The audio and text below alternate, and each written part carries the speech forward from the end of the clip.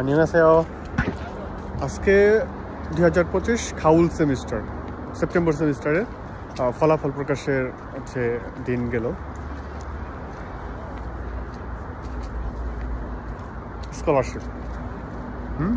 Scholarship পাইছি।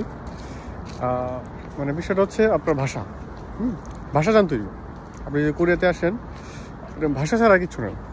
আপনি যদি ভাষা যদি আপনার সাথে থাকে তাহলে আপনার পাশে সব আছে, ঠিক আছে? তাহলে যে এরকম স্কলারশিপ জব এইটা ওইটা সব পাইবেন। তো আমি আমার সামসিং নিমদের কৃতজ্ঞতা জানাই। আমার যে দেশে যে আমার স্যার আছে চন্দন কুমার দাস, তার হাত ধরেই কোরিয়ান ভাষা শেখা, তাকে অনেক অনেক ধন্যবাদ। এই পর্যন্ত আসছি। আমার ভার্সিটি টিচাররা আছে, তাদের জন্য আজকে এই পর্যন্ত। ভালো থাকবেন সবাই। আর মা বাবা স্কলারশিপ পাইছে।